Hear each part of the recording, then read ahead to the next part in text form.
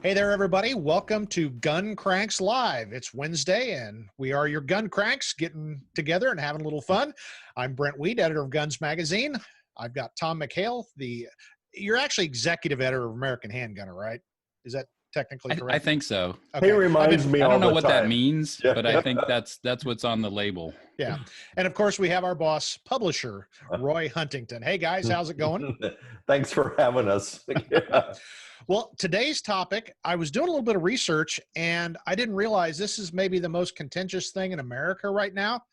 It's lasers. Lasers. Look, my laser on. Is it shining? Yeah, there we go. Yeah. So, you know, our topic is, will lasers get you killed? Or are they the greatest thing since sliced bread? And when I got online and I was doing a little research just to kind of get up to speed, oh my goodness. And I have to say, Tom McHale was some of those conversations. So Tom's got good, strong opinions. But I think we generally are all on the same boat here. As Tom has often said, gun owners, shooters tend to be binary, that something's either the greatest thing ever or the worst thing ever. And fortunately, we've had enough experience to realize a laser is neither. There are applications that it works really good for. There are some applications that people say it's great, and that's not necessarily the truth in the real world. So your mileage may vary, your results may vary. It won't get you killed, and it won't save the day in every circumstance. So having given my lead in, Tom, what's your take overall on the laser? Brent, you ignorant. Hold on. Never mind. I don't think we can say that anymore. And actually, you hadn't even really said anything ignorant yet, so it was kind of a cheap shot. I'm sorry. I'll issue an apology on Twitter momentarily. Trust me. You know what? We haven't had to apologize for anything yet. And anyone who's been called an ignorant, whatever. So. Anything. Yeah, we haven't had to apologize. That's just crazy. You know what, though? Wait, no, I apologize for not having to apologize. That could be. Yeah. Hey, your time's coming, buddy. Any day. Yep. Okay. Lasers. Okay, so that Tom, sidetracked really quickly. Yeah. Tom, you're a big fan of lasers. Why? I am a big fan of lasers, but you know what the best feature of a laser is? You know, if you're going to evaluate whether it's useful or not, the very first thing you should look at, use this first, right? And what I mean by that is think about the context. Like if we consider context of concealed carry, self-defense, home defense, that is a whole different world than the context of sneaking down a dark street in Fallujah, attacking a terrorist den and kicking down doors, right? But strangely, like you mentioned, you saw some of the debates online, and that's exactly what happens. People say, oh, lasers are the dumbest thing ever because they can see you coming. Like, well, if that's your home defense scenario, sneaking down a dark street, getting ready to kick down a door and take on 10 armed terrorists, your home defense scenario is really dumb, right? And not at all realistic. So I think you got to look at context, you know, and I think the mission of a laser is really, really simple. In a fast-moving confrontation in low light or dark conditions, it gives you another option to help you get shots on target faster. I mean, it kind of really boils down to that, right? You know, you got to look at it for what it is, and I think it's an incremental tool that gives you options. Yeah, use it, don't use it, whatever. Now, I'll weigh in on kind of the opposite side for me, and I've used them operationally. They're slower to me because I find myself watching the dot rather than watching the area, and I'll leave it at that because that, again, that's an individual thing. For me personally, they're slower. But one thing I do want to say when I was reading a lot of these comments was this, when it's really, really dark, the laser helps you hit the target. You're correct. However, I want to point out, again, based on my experience as a law enforcement officer, if you're shooting at shapes, that's a very bad thing. Yeah. There's lots of reasons why people may be in your house that you didn't invite. I can think of dozens of times, I'm sure Roy can too, where a drunk neighbor accidentally walked into a house. Yeah, you might be legally justified in shooting, maybe, but morally, are you? And I've talked, I think, on one of our previous gun cranks where I started to point a gun at my son outside. And he's smart enough to know better, but it was one of those situations. Thank God I did the right thing. I had a bright white light on my shotgun and, oh, look, it's a member of my family. So I think when we talk about low light, I want to take that out of the equation, or at least I do, because I think you need to identify your target regardless of your mission. So I would my soapbox. absolutely agree with that, but I want to put low light right back into the equation. And let's talk about context. What is low light? Okay, I see people testing lasers on the range outdoor in the sun, not where they're going to help you. They're going to be 94 times slower in that environment than iron sights or anything else. Pitch dark, you're absolutely right. You don't want to be shooting at shapes, but I think people might be amazed at how visible a laser is in anything in between. I mean, and I'm talking even a house inside a building or house in daylight. Well, for the first time ever, we've completely shut Roy out. Roy, your experiences with lasers. I've been listening to you guys dig your own holes there. So, no, everything you say makes perfect sense. I think it's important that we have a little context, and that I first met Lou Danielson, who was the founder of Crimson Trace, in 1994 at the Dallas SHOT Show there. And I was downstairs and walking along, looking at the little 6-foot tables where the new companies are. And I saw a little red dancing dot, which at the time, that was kind of unusual, 1994 in the industry. And so I looked up and I saw Lou and Clyde Caceres and another gentleman there. And they were all looking at me really anxious, like, would you please come and talk to us, please? And what they had was they had their tool room prototype sample of the Crimson Trace's first laser grip, which went on the Ruger standard auto pistol. Well, I was taken by it. I was impressed by the people. I was impressed by the technology. I immediately saw all kinds of uses for this, but it was more as a training, hey, let's go shoot jackrabbits at dusk, kind of a thing. And so I got to know them. I wrote up the first articles about their products in those days, and I was absolutely slammed by my peers in the industry. You're an idiot. You're going to get everybody killed. We're all going to die. The world's going to end. But I stayed the course because I really saw some advantages of a lot of things you guys are talking about. And so, of course, as the years went by, we saw the converts, people who at the time were very against lasers for all those silly reasons. It'll show your location, and what if it fails? So what if it fails? I use your sights anyway, right? And so all these diehard anti-laser peoples have, for the most part, come around and realize that, no, actually, there are really good tools. Let me tell you a couple quick things. I used to write in the police magazines, and Brent used to do it for SWAT. Tom, I know you do it in different locations too. And that is, we all need this bag of tricks and tools. And that when you're encountered a situation, this one might be bring out your pocket knife and cut the rope. This one might be run away. This one might be use less lethal. And then another tool in that bag is the laser. And one of the reasons that I really like them is because it's two things. Number one time I was on the range in Texas, and it was one of those 115-degree days, and we were shooting from the ground up at the target. Well, I had so much sweat in my eyes, I couldn't see anything. And I happened to notice that a guy next to me had a laser. And even though it was daytime, we were like 8 yards away from the target. He had his laser on the target, and he was just eating the center out of the target. And it was all I could do to just see. Yeah. And that I really went, if I'm on the ground and I'm injured and I got blood in my eyes, that could give you the opportunity to be able to see what you're doing. And then the other thing I use it for teaching is that you teach trigger control. Because a lot of people say, oh, look at that dancing laser, that you're going to miss the target. It's like, no, actually, it's a really good way to teach people how to control their trigger. So that's, that's my preliminary experience. Can we stop on that for a second? Yeah. I mean, I think you just hit on one of the biggest myths, is that it's a substitute for poor training and technique. And that is a load of bunk. It can be. It can be. It doesn't make you shoot any better because of what you just said. If your trigger control is sucky, you're going to shoot sucky with a laser or without one, right? Well, I think but you just said an important thing, is a lot of people, and I see gun stores sell them like that.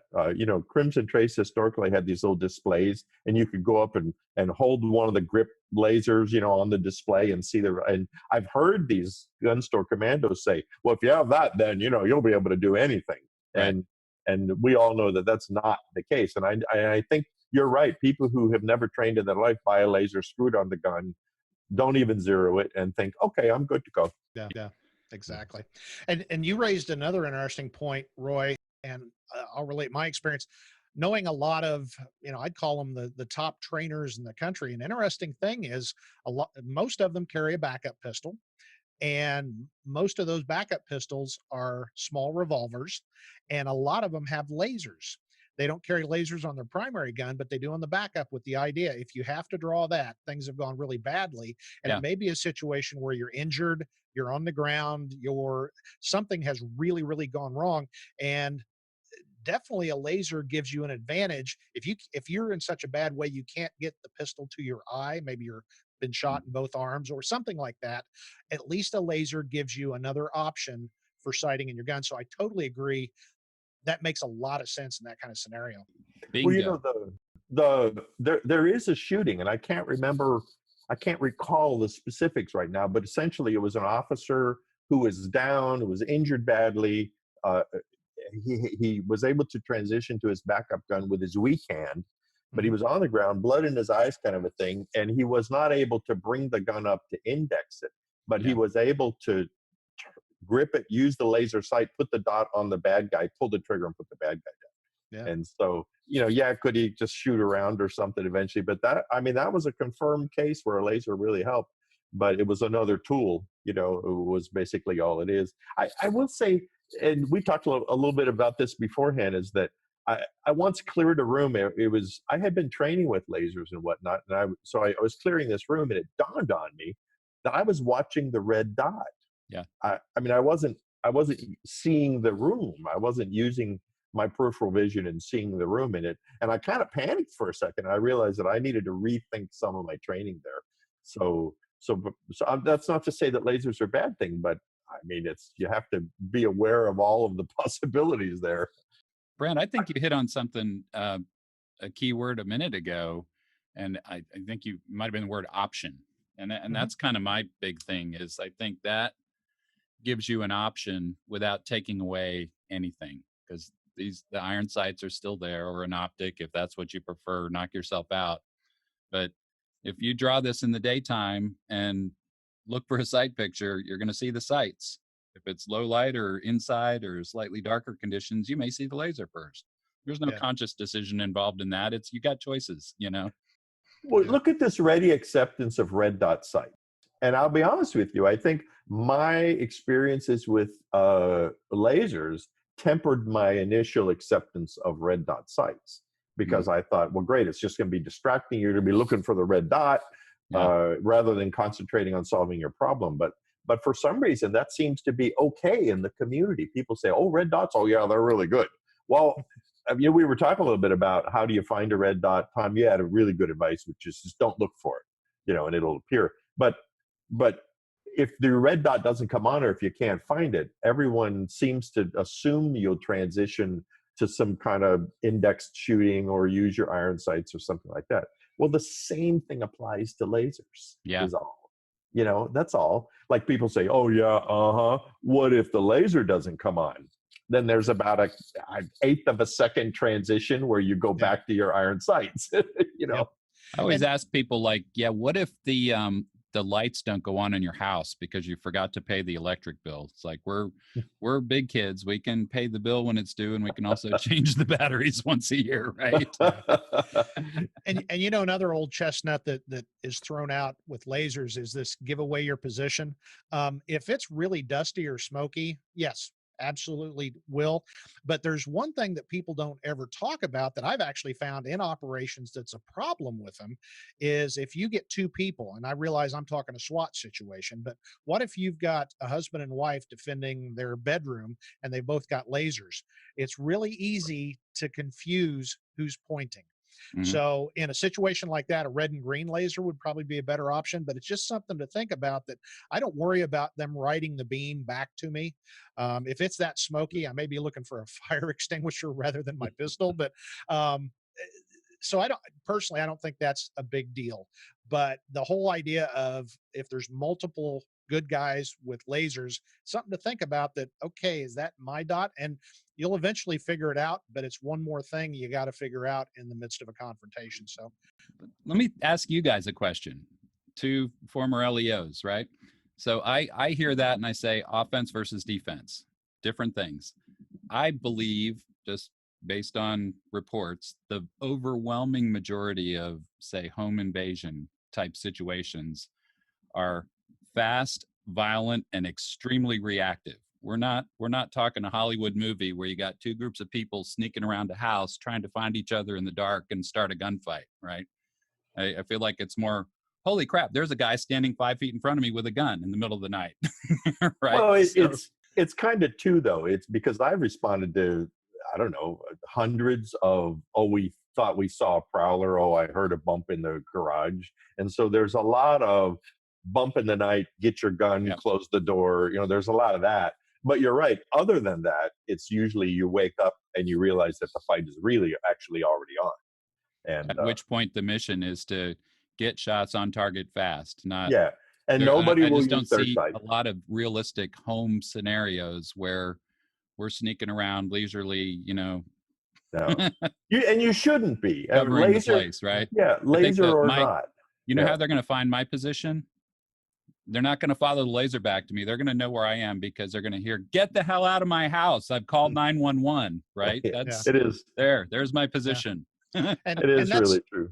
that's a good point. But like Roy said, I can think of so many more situations, and we all do it. We've all done it. We all say we shouldn't do it, but we do. You hear the bump in the night. What do? You grab a pistol and you go looking for the trouble. And again, that's one of those, do as I say, not as I do, but we tend to do it. So it's not a problem or benefit for the laser. It's something we need to be thinking about, because if you step out that door, and again, I've done it many, many times myself, and you get shot, now it's your wife by herself in the bedroom, and she may be a better shot than you, but she might not be. So Well, you know what? I send the dogs out, which they'll beat me there anyway. I'll be honest with you. In my old age, I do not go look for the bump in the night. I do the same thing with you. I have security cameras, and I just flip on all the outside lights. The door's locked and shut. Get out of my house. I'm gonna send the dogs, and we'll see what happens. Okay, so but for our viewers, do your dogs prefer red dots or lasers, or do they just stick with iron sights? Well, they're Australian Shepherds, and they're really smart, so they like to have options that they can choose from. So kind of all the above. They have it's a all the light above. too. Yeah, they have a weapon light. They have electronic hearing protection, and stuff like that. So it is pretty funny. There's another situation that we haven't talked about. We talk about quite a bit, though, in both of our publications. Our readership, our audience tends to be a little bit more experienced, and they're having, difficulty in manipulating pistols. They're probably having some difficulty with high sights. I, for example, have very large front sights, a particular brand, but lasers can work good if someone's having eyesight difficulties. It obviously might be a little faster for them than trying to line up iron sights that they're having trouble seeing. And you know what? That may be a situation where learning to rely on your laser sight as your primary aiming tool is very appropriate. I agree with you completely. If your father is 89 years old and lives by himself or something, and he can't see very well anymore, he see well enough to identify that this is a bad guy in my house. But yeah, that's a case where maybe buy them a bright green laser and teach them what it means, and gives them some self-confidence there. So I just, it's like anything, because we answer these questions to readers all the time. They say, what's the, what gun should I buy for home defense? What's the perfect bullet? What's the perfect red dot sight? There isn't any answer to any of this kind of stuff. It's all how it appeals to you. And I think the lasers just need to be part of that. And if when we're done here, I think if we can make everybody understand that if you buy a laser, that's not putting a period on all of your needs. Yeah. Good point. Wow, I think we all agree on that. Wow. Yeah. Well, but I think that's important. That means something, though. It means that we all, with our very diverse experience and background, we all come to the same conclusion, which is it's a remarkably versatile tool. I look upon it in my own life as primarily a training tool right now. I have a gun here. I have a Ruger 22 pistol with a Crimson Trace laser grip on it, and I use it to teach trigger control to people. Yeah. And when they see that little bead, the red dot dancing around on the target, and then I make them learn how to squeeze slowly so it doesn't dance around as much. Well, you can just see there, they go, oh, I understand. I get it now. And then it's a very powerful tool, and I think that would apply to anybody with a laser on their gun. The next time you go to the range, put the target out at 7 yards and try to have the laser hold very still as you press the trigger. Oh. Hey, and if you really want to focus training, I like to do that. Even take the sights out of the equation, just like remove all the variables. Don't bring the gun all the way up to your eyeball. Just hold it in a comfortable position and focus exclusively on this. Yeah. Rather than your brain trying to figure, okay, sights, this, trigger, blah, blah, blah, blah, 10 different things. Yeah. Hold the gun still and press the trigger, and it's great training. Yep. It's almost like ultimate dry fire practice, if you ask me. And then also, what's the name of that electronic gizmo thing that? The Mantis X. Yeah, the Mantis. My gosh, in combination with something like that, I think people could actually really do some serious trigger control work at home. Yeah. I mean, I think that's important. Let's. I also have people ask me, how do you sight it in? And so other than the mechanics of just read your instruction manual, there's usually a couple of little Allen, contacts that you move the dot up and down.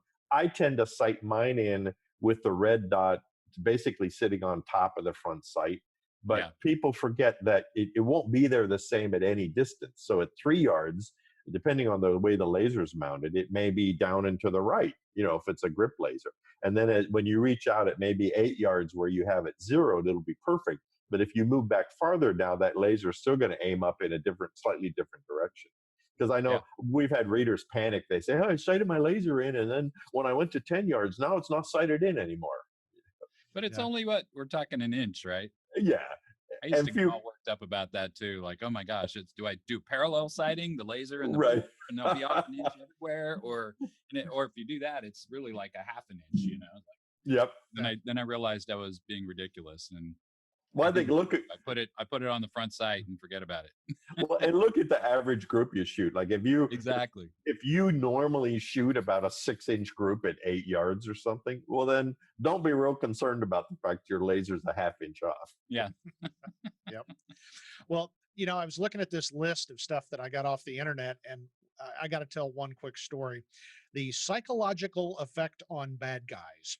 I strongly discount psychological effect on anything. Racking the shotgun. I mean, if it works, great. Your money ahead, but I never count on that as part of my tactical, ensemble. But there was one time we were moving prisoners from our old jail to, we just built a brand new multi-million-dollar facility. So they were moving them on school buses. So they pretty much called every cop in the tri-state region, and we formed this phalanx of armed, we were armed to the teeth, and we chained all the detainees together and moved them in shifts. And, we were watching both out to make sure somebody didn't try to spring somebody, and we're watching the guys trying to escape. So our SWAT team was there, and this, don't do this. It was violating safety rules, but because we were fully, locked and loaded, ready for bear. But we had one guy in particular. He was what we call frequent flyer, and he was just mouthing us, talking about us and our kids and our family and all the stuff he was going to do to us. And he just kept running his mouth. So finally, a friend of mine who is now retired from the job, and it wasn't me, put the laser on his MP5 right in the middle of the guy's chest. And that was when lasers were kind of new. And the guy looks down and goes, "What the hell's that?" He said, "Where it glows is where it goes. You need to shut up." It worked in that situation. Yeah. So, I think you're right. It's the rack the 870 and the all run away syndrome. And I know of a couple of situations, and one of them is, and there's actually, if you check YouTube, you could probably find it. It's a video, and it was a felony hot stop after a pursuit. And these were kind of bad guys, gang members been shooting out the car at the cops and all that kind of stuff. Well, they crashed, and a whole bunch of cops pulled up. Well, this agency happened to have Beretta 92s with Crimson Trace grip lasers. Well, the interior of this car lit up with these lasers because it was nighttime. and it was very funny to watch because you see everybody's hands fly up in the air, guns start getting thrown out of the car, and so I thought, well, that worked. I mean, it may not have worked, but I think something for people to realize is that you use your sights. There's primary number one, use your sights, and then use the laser as a tool. And if the something you really need to practice with though is that if you transition to a laser for some reason and the laser doesn't work for some reason, I have been there before in training and playing where you kind of go, huh? And there's a kind of a pregnant pause while you re-shift gears in your brain. It's like, oh wait, sights, that's right, Yeah. So, and yeah. I've had it where the laser was working fine, but I managed to miss the button.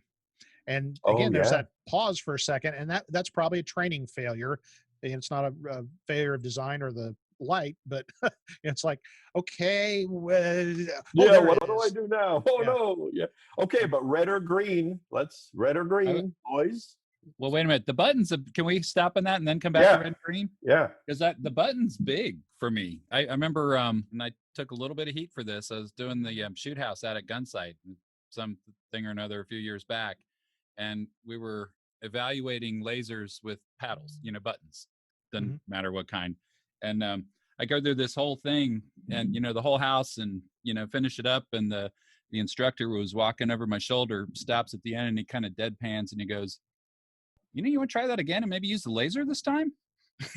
I kind of nodded my head. It's like, that's a darn good idea. That's why I like these, The grip. You grab the grip and it's on. Yeah.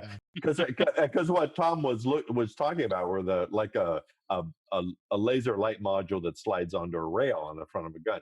You reach out with one of your fingers and activate the light or laser on those. And that takes practice. All this stuff takes practice. And that's where people, they buy a gun, they go put a magazine through it and they go, okay, I'm ready.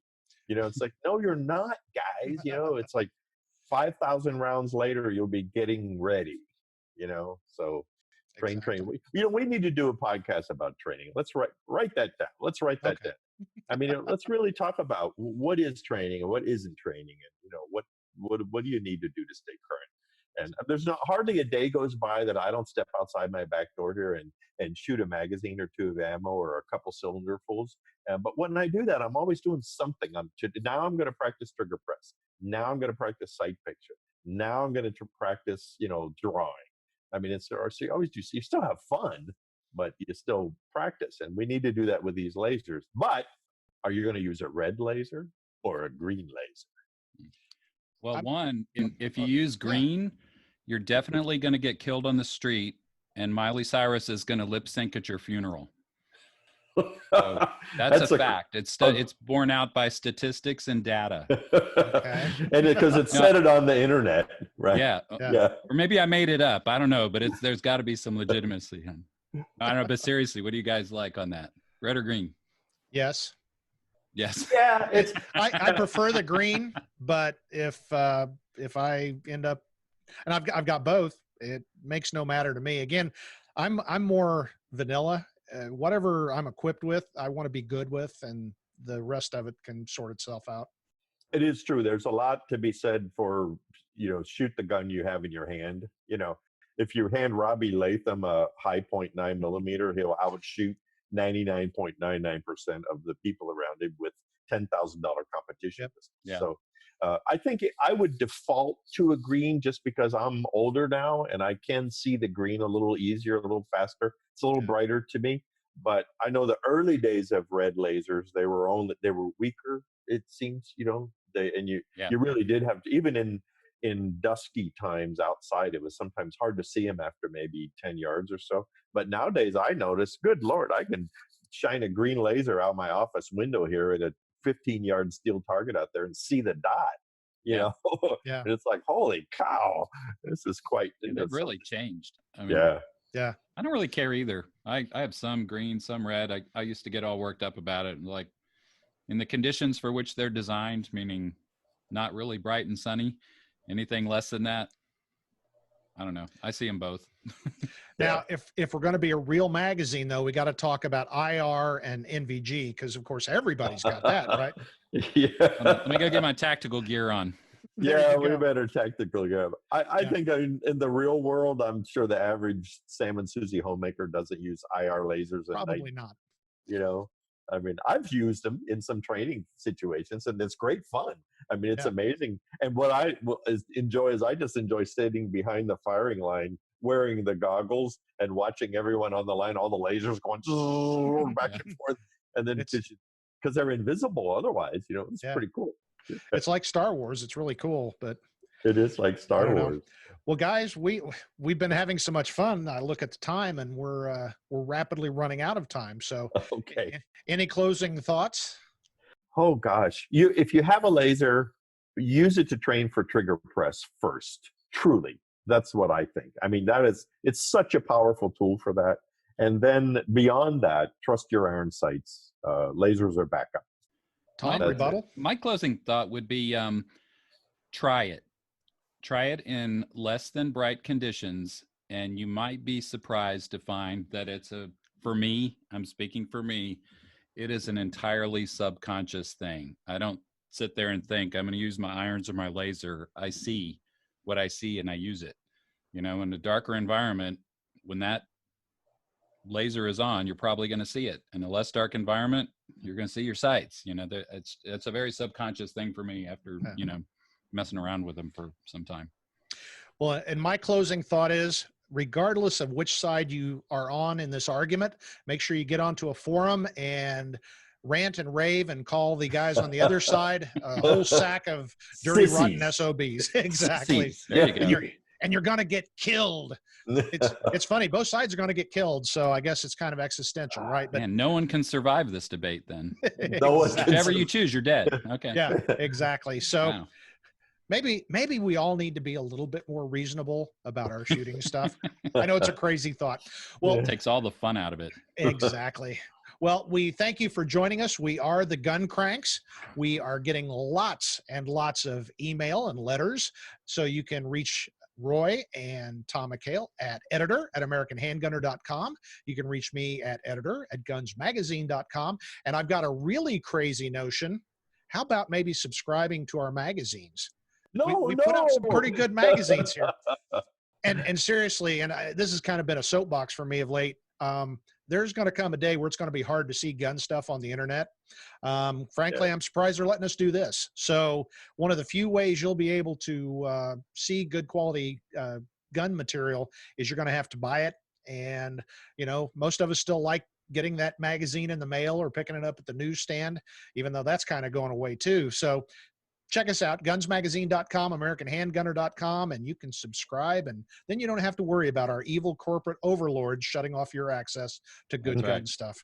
Hey, before we end, before we end, you set up something important, which is about the death of the newsstand and all that kind of stuff as time buys. Can I do a shameless plug real quick? Please for do.